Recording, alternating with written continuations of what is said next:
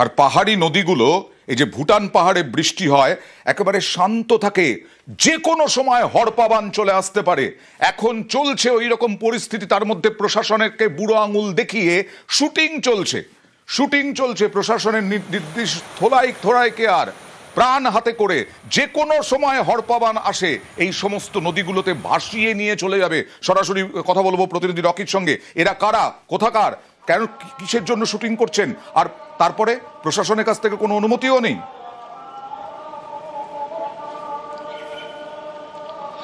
দেখো যে পরিস্থিতি জলপাইগুড়ি জেলা এবং ডুয়ার্সে রয়েছে, ভুটান পাহাড় এবং সমতলে অবিরাম বৃষ্টি চলছে এবং নদীর জল কিন্তু বিভিন্ন এলাকায় বাড়তে শুরু করেছে। আর যে সকল নদীগুলি ভুটান থেকে নেমে এসেছে সেগুলি প্রত্যেকটি কিন্তু খরস্রোতা নদী, যে কোনো সময় হড়পাবান চলে আসতে পারে। সেই জায়গায় দাঁড়িয়ে মেটেলি ব্লকের অন্তর্গত মূর্তি পর্যটন কেন্দ্রে মূর্তি নদীতে, সেখানে নদীর মধ্যে নেমে কিন্তু দেদারে চলছে শুটিং। সমস্তটাই কিন্তু প্রশাসনের বিধিনিষেধকে বুড়ো আঙ্গুল দেখিয়ে, এবং যখন তাদের সঙ্গে কথা বলতে যাওয়া হয় তারা কিন্তু পরিষ্কার জানিয়ে দেয় যে বন দপ্তরের তরফ থেকে তারা পারমিশন নিয়েছে।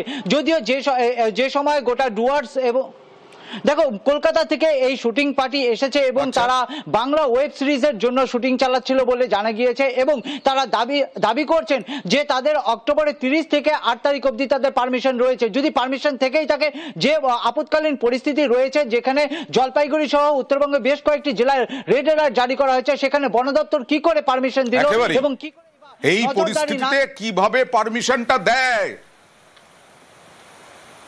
বৃষ্টি হচ্ছে, ডুয়ার্সের নদীগুলোতে জল বাড়ার শুরু হয়েছে।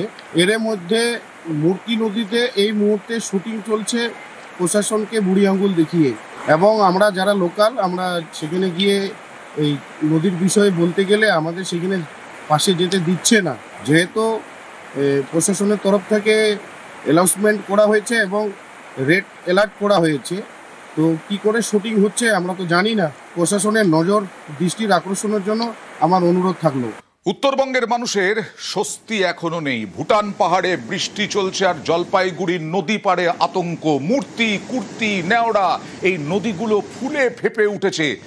এই মূর্তি নদী, কুর্তি নদী যারা দেখেছেন স্বাভাবিক সময় একেবারে ড্রেনের মতো থাকে, এক চিলতে জল থাকে, আর সেই মূর্তি কুর্তি একেবারে ফুলে ফেপে উঠেছে। এলাকা খালি করা হচ্ছে, ঘরবাড়ি ছেড়ে অস্থায়ী শিবিরে ঠাঁই। অস্থায়ী শিবিরে খাবারের ব্যবস্থা। জলপাইগুড়ির ধূপগুড়ির মাটিয়ালিতে আতঙ্ক।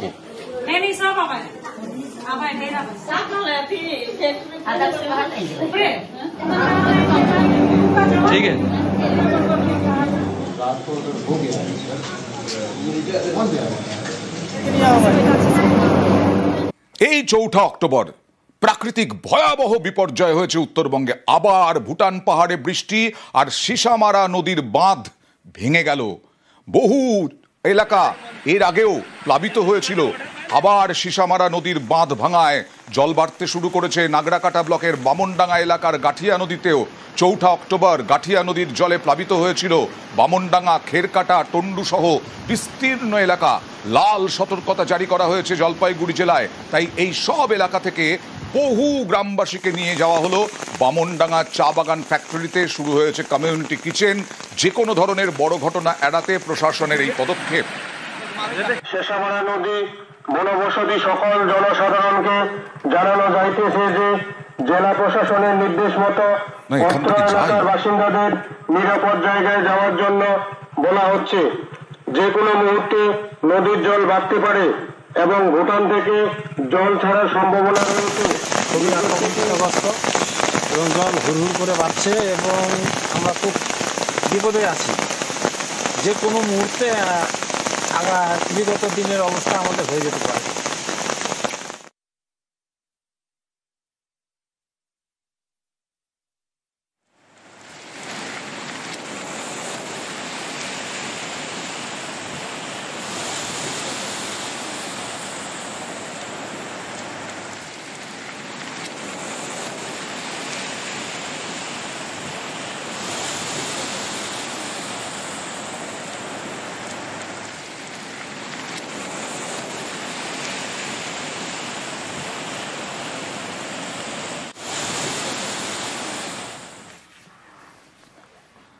ধূপগুড়ির বৃষ্টি দেখাবো।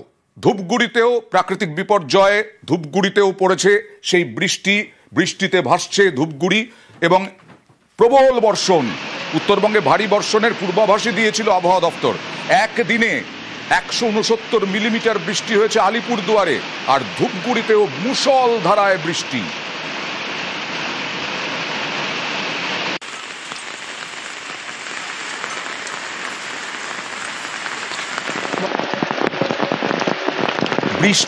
প্রবল বৃষ্টিতে জমির পর জমি আবার নষ্ট হচ্ছে। কৃষকদের মাথায় হাত। ধান জমিতে জল জমায় ক্ষতির আশঙ্কা, আতঙ্কে চোপড়া সহ একাধিক এলাকার কৃষকরা। ধানের কি অবস্থা এখন? ধানের অবস্থা এখন খারাপ আছে, তারপরে বৃষ্টি হয়ে গেছে, জল উপরে ভরে আছে, ধানটা এখন মানে হবে না আর ভালো। পুরো ধানটাই নষ্ট নাকি? হ্যাঁ। কি অবস্থা ধানের এখন? তো এই সময় বৃষ্টি হওয়ার কোনো প্রশ্ন নেই, এই সময় তো কোনোদিন বৃষ্টি হয় না, তো বাট এখন বৃষ্টি হয়েছে তো সব ধানগুলো এরকম ইয়ে হয়ে গেছে। এটার উপরেই কি নির্ভরশীল? হ্যাঁ, এটার উপরে সরকারের কাছে বলছি কোনো যদি ক্ষয়ক্ষতির ব্যবস্থা হয়। কয়েক দিনের মধ্যে দুধিয়া সেতু হিউম পাইপ দিয়ে শুরু হয়েছিল, আবার এই ভুটান পাহাড়ে বৃষ্টির জন্য দুধিয়া সেতু ভেসে যাবে এরকম আশঙ্কা শুরু হয়েছিল। তো যদিও দুধিয়া সেতুর ওপর দিয়ে স্বাভাবিকভাবেই যান চলাচল আবার শুরু হয়েছে। ভারী বৃষ্টিতে গতকাল বাড়ে বালাসানের জল কিছুটা নামতেই ফের ছন্দে গাড়ি চলাচল। এই দুধিয়া সেতু হিউম পাইপ দিয়ে খুব দ্রুততার সঙ্গে তৈরি করে দিয়েছে প্রশাসন।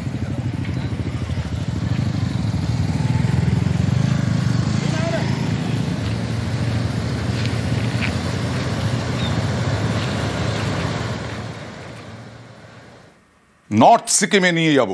নর্থ সিকিমে তুষারপাত, একেবারে টানা বরফে ঢাকা। পর্যটকরা খুব খুশি এই মুহূর্তে। নর্থ সিকিমে বরফের চাদরে ঢেকেছে লাচুং। মন ভালো করা ছবি সিকিমে। বরফে ঢাকা লাচুং যেন আরো সুন্দর। খোশ মেজাজে পর্যটকরা।